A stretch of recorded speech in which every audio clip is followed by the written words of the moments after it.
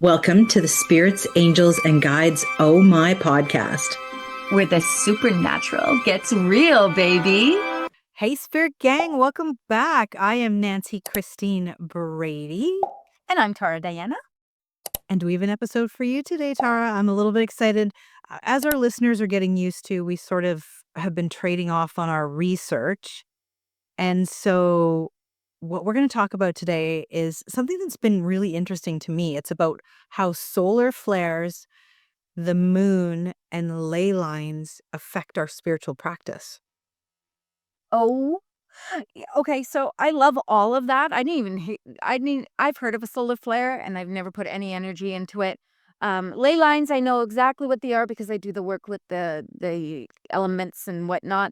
But I just want to put this out there. I so don't feed into that every time there's Mercury retrograde or I guess a solar flare or something, that everything goes wacky and we all get affected by it. I just don't buy into it. I feel like, honestly, that yes, for sure, it does affect us to some degree, but it affects you to whatever level I think you let it affect you. Because there is times I don't have a freaking clue we're in retrograde and nothing happens and we're in retrograde. Here. Right? There's other times, like I always say that I feel like I'm in retrograde all day, every day when it comes to anything to do with techie stuff, communication or whatever. That affects me all year round, right? So I'm very interested to hear what you have to say in regards to this and how it resonates with other people. Okay, cool. Well, a good friend of mine is a paramedic, and he says to me every time there's a full moon, all the very interesting people come out. All sorts of interesting accidents happen and all those things. Now, you do a lot of full moon work, right? So I'm not going to deep dive into a lot of this, but what my whole premise behind this is if we're combining all this together and how I'm gonna break this down is I'm gonna talk a little bit about the solar flares, a little bit about moon work, and then a little bit about ley lines and then how it all ties together. So just stay tuned, hold me through this journey, Tara. Hold me through the journey. We're gonna get to the end of this, I promise. So for everyone watching on YouTube, you guys know we have notes that Tara and I reference, so you're gonna see me looking at them. But for those of you just listening, you're just gonna hear a beautiful audio version of this. And you can just envision her looking down. Exactly, exactly. So my whole thought with this, whenever you and I deep dive something, it's because we're wondering things. And so I was like, what happens when these forces overlap? Right? So solar flares, interesting to me because when I first started studying with one of the mediums, you know who I was talking about, you know who I know. And the whole group there was all about these solar flares. And there's websites, which we'll put in our Instagram, we'll put in the comments below, that you can go to and you can actually track the activity of these sort of pressure cookers that are on these solar flares. And it's interesting to me because you know how you're saying, oh, I don't buy into the whole Mercury retrograde. Well, there was quite a few people that were training with this medium alongside me. And they had the whole principle of how their energy was off based on watching the solar flares. So I found that interesting because it's really complete opposite of moon energy when you think about it, right? Right, right. So solar flares, just for the listeners, are intense bursts of radiation from the sun that can disrupt the Earth's magnetic field. And a lot of spiritual people are saying that they can feel that instantly. Okay, okay. Okay. So whether it's sudden exhaustion, whether it's anxiety, whether it's mood swings, all of those things. So how some of our listeners might feel it might be difficulty grounding or focusing, increased sensitivity, intuitive downloads, sleep disturbances or vivid dreams, emotional volatility or cathartic release. Now, personally, I have not really felt a lot of this. I do notice, I have friends who have like earthquake radar stuff on their phone. Like there's apps you can follow when there's earthquakes around the world. I've felt that more before an earthquake hits. And I think that that's just because being an animal intuitive, my animals notice it first. And then the next thing you know, you're kind of like, oh my God, I feel that. So people, you can go to spaceweatherlive.com and we'll put that down there, and you can watch all of this global weather activity and how it affects the earth. It's very interesting, but it might be one of the reasons why you feel off. I know some mediums and some spiritualists sort of lean into this. So the next part of Lean into it. Like lean becomes her whole personality. exactly. Exactly. And you know what? I'm a firm believer in, and I think you and I teach the same way with any of our students. Take what you can and leave the rest. Because Oh, for sure. And Nan, you're talking and like you're saying all these things can happen. And yeah, they can. Like I'm not shading anyone. If you feel a solar flare and it goes right through you, then like all the power to you. I think as empaths and the level of empath that you are, sometimes and I'm a high level empath, so I have to shield all the time and sometimes, I don't even bother shielding because I'm just so used to it now that Mhm. I can't necessarily differentiate. That's my big word for today, everyone. That's a Say great word. differentiate. Oh, sounds weird when you do it like that.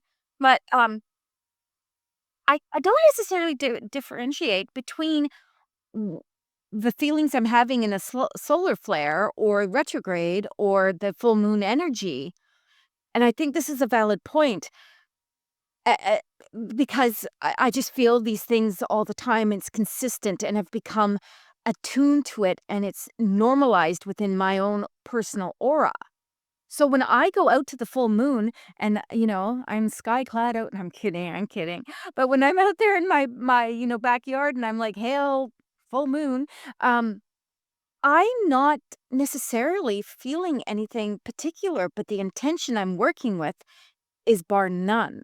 It is powerful, it is purposeful, but I'm not necessarily maybe I have to go sky clad out there in a solar flare or a full moon or something, and to pick it up. But what I'm saying is ultimately is that because I feel like I do this all day, every day, it's a consistent with me and I've learned how to work within it. Mhm. I Yeah, don't sure. keep it up the same way that other people do. And computer shit is just shit. It just doesn't work with me. I hire people to do the stuff. I'm getting better though. I feel like I should give myself a pat on the back. Those are my shoulders, but that's all I can reach with this stupid binder on. So I feel like I should give myself a pat on the back because I am, learning a little bit more here and there and more open to it. But definitely, I feel like I've just learned how to work within it. So it's an Right. everyday experience.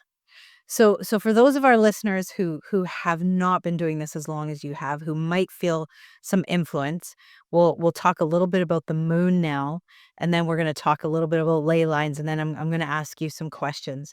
So new moon, we know intention setting, planting spiritual seeds, waxing moon, growth energy building, full moon, peak energy clarity, waning moon, letting go, cleansing. Right?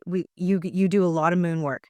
And the energetic attributes around all of this is that and people, even if you're not spiritual, the moon governs the ocean. It governs the tides. It governs water. So werewolves I believe, people, I believe. and werewolves. And so with our body being 70% water, that's why it's believed that the moon can affect our emotions and our intuition and our psychic sensitivity. Okay. Oh, okay. Now, the moon in my world has always been far more accepted energetically than solar flares. But solar flares for me were just very intriguing because all that space energy, I mean, it's all energy. Everything we do, Tara, is energy. We're working with it, right? Yes, Nan. So so that led me to, okay, we've got some solar flare energy, we've got some moon energy now. How ley lines and sacred geometry all tie into this? So for those listeners who don't know ley lines, basically they're a theorized invisible energy line that crisscrosses the earth, connecting ancient sacred sites like Stonehenge, pyramids, Machu Picchu, and spiritual and energetic Machu Picchu. Spiritual and energetic beliefs are that they are the conduit of Earth's natural energy. So now we've got the moon, we've got the sun, and we've got Earth. So see, we've got our triangle, right? I'm here. I'm here with you. I'm holding you tight. Yay!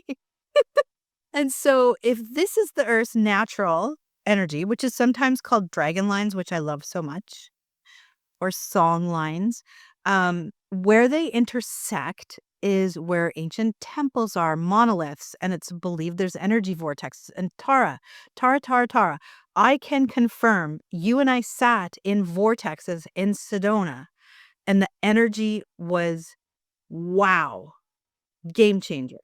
Absolutely. That I will absolutely agree with, for sure. Yeah. High level though. Now, explain to our listeners what you mean by that, though, please. So, when we're talking about solar flares and full moon energy and ley lines and things like that, there will be different what's the word I'm looking for? There'll be different vibrations to it. So you might go to one place and be like, "What the hell kind of solar flare is this? It's low key nothing." But then someone else in a different part of the world may be like, "Oh my God, I felt that solar flare going right through me. God help me." Do you understand? So there's different energy in different spaces. Obviously, that makes sense. Sedona, Arizona. Oh, I felt like that we should have sung that. Sedona, Arizona. Feel has so many sacred vortexes, spots where they are. I mean, let's be honest. It's also the hub for ETs, so extraterrestrials and whatnot. So they probably have like crazy ass solar flares. But going back to this, the vortexes are amazing. It just happens to be a particular site where the ley lines Mm-hmm. are popping. So the energy is all connecting together magnificently. Oh, Mm-hmm. there's another word for me. Oh my, look at me. What's going on? Yeah, this roof player, it's like leveling me up. Yeah, you're using some very good descriptive words today. I've been hanging out with the beautiful psychic medium Paula Gill too much. That woman has words I just do not understand. But so that's what I'm trying to say to you is that there are certain areas and places that you're going to hear about. Machu Picchu. I always say Pikachu. Is one of them. The Sedona is another one. Bali has some, but they're not as poppin'. Sorry to burst people's bubble and I haven't been to all of Bali, but I didn't feel it. I didn't feel it like I thought I was gonna feel it there. I really didn't. But if you go into some place, like deep in our interior, which is we're in Vancouver, British Columbia, so into our interior, which is like Kelowna and Vernon, and then you go a bit in the opposite direction. You go to Lytton and Lillooet. And the energy there is immense when you walk in there, so you'll feel it. So there's just different places that have higher energy than others, and it's continuous. It's continual because it's embedded in the earth, right? It's embedded in the earth, and then it just is constantly like this, I want to say a vapor coming up. The energy just keeps it. So now the atmosphere in those places are popping, Yeah. right? Yeah, and you know that you feel more tapped into the ancestral wisdom, to the elemental forces, all of those downloads that people have, and it's quite profound.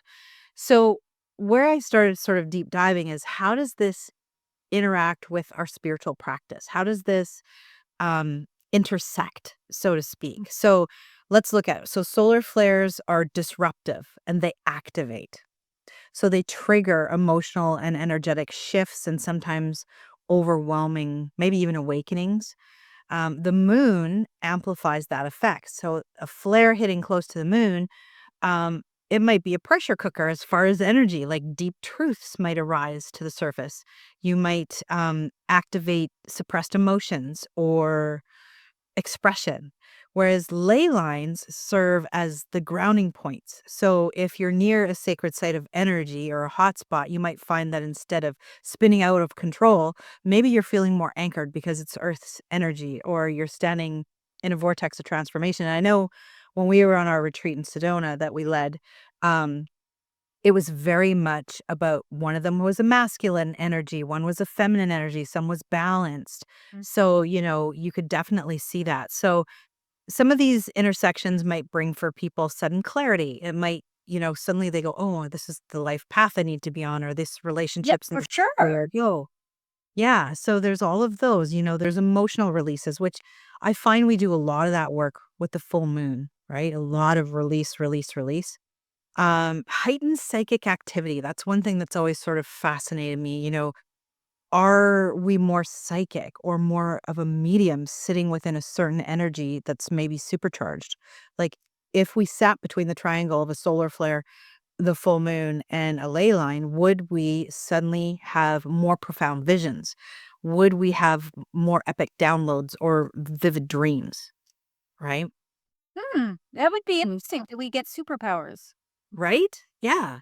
So I feel like sort of studying and knowing a little bit more about how these energies all intersect and collide um, could really help a lot of people out there. It could be something that allows profound healing, of profound downloads instead of feeling like you're caught in sort of a psychic whiplash or an energetic whiplash, or use it as an excuse, like, Mercury retrograde. I use it as an excuse. What the hell? Just I find a lot of us everything's Mercury retrograde, but that's kind of what I wanted, just to put some thoughts out, let people do their own deep dive.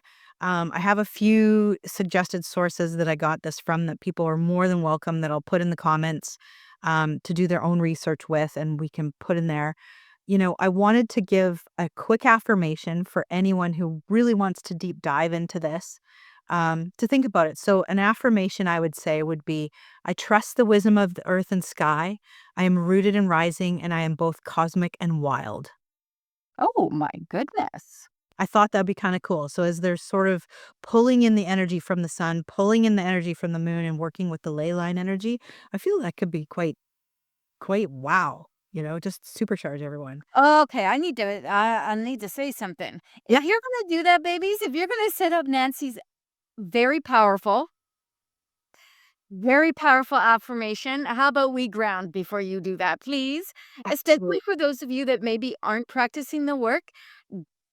Ground, make sure you are connected to Mother Earth, because what she gave you was just literally, it was like a spell, baby. She's like, about to skyrocket right out of this freaking atmosphere. And I'm here for it. And I'm thinking to myself, holy sweet goddess and holy Josephat. We need to like make sure that they go down. I think you should repeat that again though. And of course, we'll type it out. We'll put it in, we'll even put it in the Instagram for you. I say these things. I've been good. I've been giving our team the stuff, so I've been good. But Yeah. let's say it one more time. And remember, everyone, if we ground ourselves down, what we're doing is we're saying, okay, I want to be etheric, because Nan's going to send you etheric.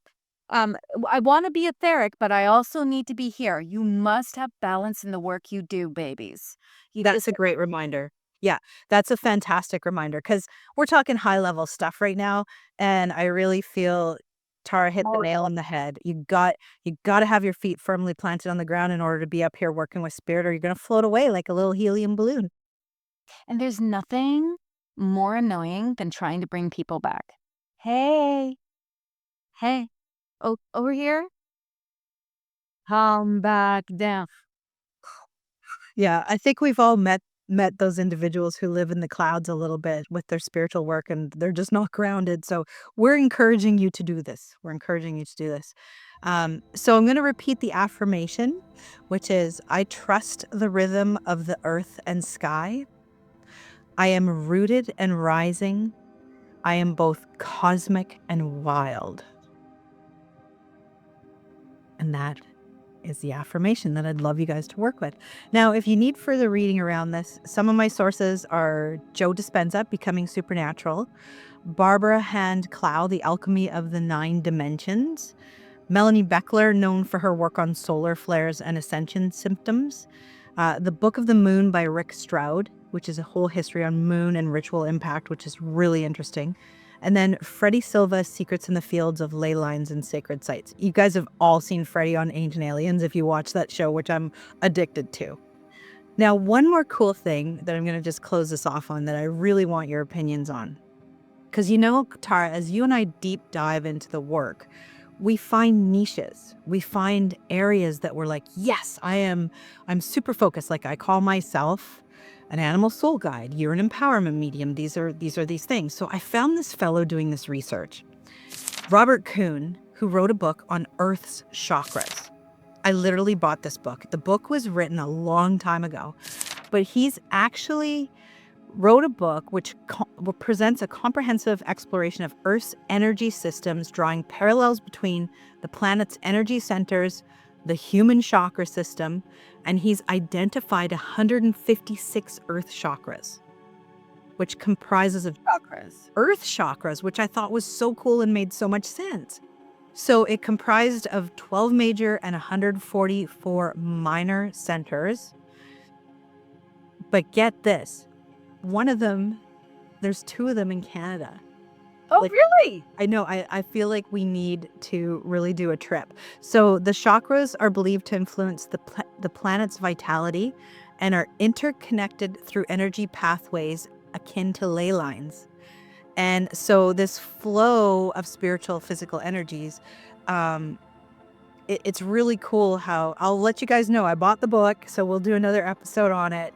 But it just blew my mind when I started going through his website, and I was like, you've got to be like, I love his niche. I love how he found this. So one of the places is on Vancouver Island. It's actually the Strathcona Park. It's the Golden Hindi, I think it said. It's the tallest mountain that's on Vancouver Island. So I think we need to do. Oh, we got to go mountain goating? Yes, I think we should do this. I am a mountain goat, friends. Straight up Sedona Mountains. She really was. She really was. And I had to come down on my bum, though. Let's be honest. Let's not make it more than it was. I got scared on one of them and literally came down on my bum. But it was wicked. I mean, we had some of the most profound moments at the highest places we climbed to in Sedona. So I would love to do a road trip to Vancouver Island and go to the top of this and see what happens. We should do that. You know, it's funny. And I got really excited there for a moment when you were talking about the chakras, because somewhere in my lifetime, and I don't know who spiritually, I don't know who told me this. I don't know how I know this. I never thought about it. I just say it all the time with every ounce of my being. So I obviously trust that it's truth. I've always said that there's seven of our major chakras are just the 7 that we work with. Right? It's the easiest ones to bring up, but there's 144 other chakras. 100. Where would I come up with 144?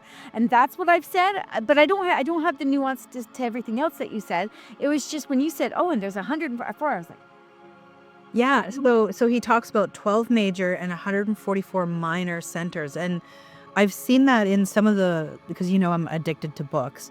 I have like a bunch of incredible books. I have a really thick one about like 5 inches thick that's just on chakras, and they talk about all of these extra ones, but we definitely as spiritual people focus on 7. It's just, "Oh, baby, I only have so much capacity. What the right. fuck?"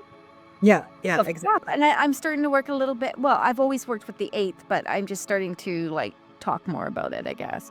Okay, I love this. I feel a road trip coming on. We can take people with us on this road trip. And you know what time it is? You tell me what time it is. Oh, but first, before that, I just want to say thank you to Christine, because she's the one who put me on to Robert Kuhn. So a big shout out to Christine, who's in our Patreon. Christine W? Yes. Yay, Christine W. Yay. We got our first hang in.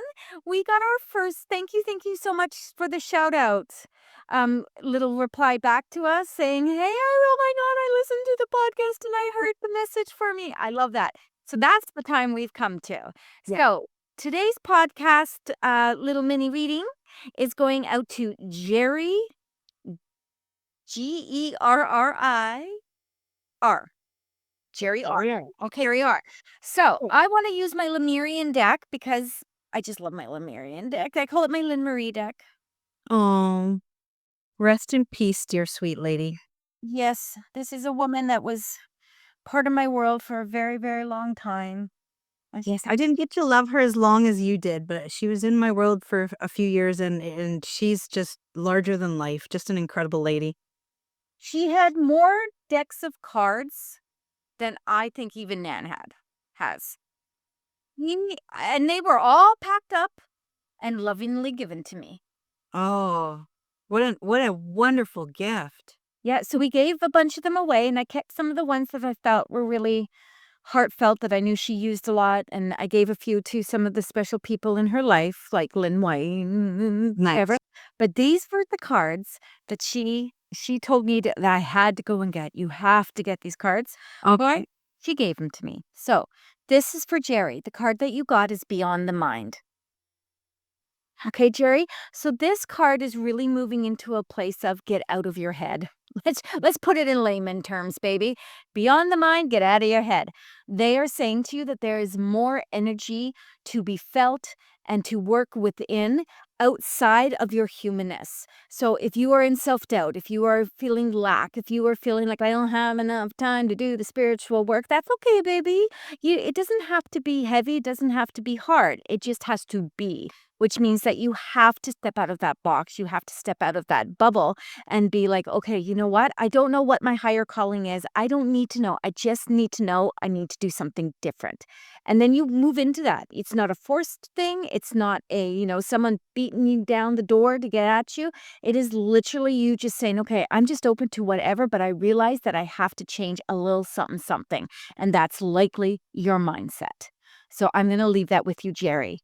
I love Thank you that. for being part of our Patreon. Yeah, this is what you get in our Patreon. So I'm going to use the Animal Allies, which is one of my favorite decks because it involves animals and crystals, my two favorite things. Next to Tara, she's one of my favorite things too. So, Jerry, you got cat. And I Tara, that was really good, Tara. This is really about bringing in self-comfort and sitting within your own unique individuality, and that it's okay to be alone, because sometimes sitting in that can allow you to reflect in things in a different way than having the busyness around you, right? Often we spend so much time worrying about, oh, I got to go visit this person, or I got to call this person, I have to do this. This is a time for you to sit in calm. This is a time for you to sit in tranquil and just be. Just sit with your intuition. Cats are very, very psychic. They're very gifted. And just let the messages flow. Let the messages come to you and understand that it's okay to feel your feelings first before having to feel everybody else's feelings. So sit within your own space, within your own aura, and just be comfortable being there. Even if it's something, if you're not doing the work and you just want to read a book, just take a walk, whatever it is. You know, Spirit's literally showing me a beach and walking along the ocean and connecting with water. So these sort of things and that independence and that alone time, I think is going to be really rejuvenating for you right now. And the crystal on the other side is Hiddenite, which is a little bit lesser known crystal. And this is a lot it's very powerful because it helps remove that worrisome or repetitive thoughts that tend to go through our heads all the time. Sure. Yes, yes. And so if you're constantly noticing that, you're extremely sensitive as far as people's emotions or what they're saying to you or just anything, you're overplaying it in your head, Hiddenite is a great gem for that because it can help you just sort of step back, take some time to ground, root, put some roots down and sit in sort of meditative contemplativeness. And it works with the 142nd chakra. I'm just kidding. You were just dying to say that. So I'm going to leave that with you, Jerry. Okay, that I think, Nan, that was amazing. Great information. Love it. Learned something new. I always learn something new when Nan has something to bring to the table. And I think that we can bring this one to a close. Definitely. If you're listening and you're watching, make sure you follow us on all the social media channels, which are Spotify, what's Apple. your social media handle, baby? That's where I'm drum roll up. I gotta talk about this for just a second. How many times have we done that to each other? Where we're kind of smiling, we're looking, we're engaged, but we're kind of not. And then we throw a question at the other one because we don't script this, you guys. We absolutely do not script it because I'm not a script kind of gal. And then all of a sudden we're just like, hey, My handle, everything is Spirit Essence by Tara Diana. So go like me. He's Nancy Christine Brady. Go like us. Go follow our podcasts and all the channels. Go to our Instagram. Put in. You guys follow us on Instagram because we do some cool stuff in there, and we'll do more if there's more engagement. And if you want to get a spirit scope from us when we do our monthly spirit scope at the beginning of the month in the podcast, you need to be in there and you need to give us like your birth birth month. We don't need to know how old you are, baby. We don't. Like, what's your birth month? If you join our Patreon, which is Spirit Angels and Guides, oh my, if you join our Patreon, you get shout outs, you get readings, you get all these extra little things. I did a super cool thing with a podcast that we aired on the Fox Sisters. And I threw in a whole thing about that stuff in there, something extra, a little video, right? So go check us out, you guys. We do all the things, and we would love to see this little podcast grow. We're not looking to be big, but we're not against it. Until next time, bye everyone. Bye. Thanks for joining us on this journey into the wonderfully weird and metaphysical. If you loved what you heard, don't forget to follow us for more insights and behind the scenes fun.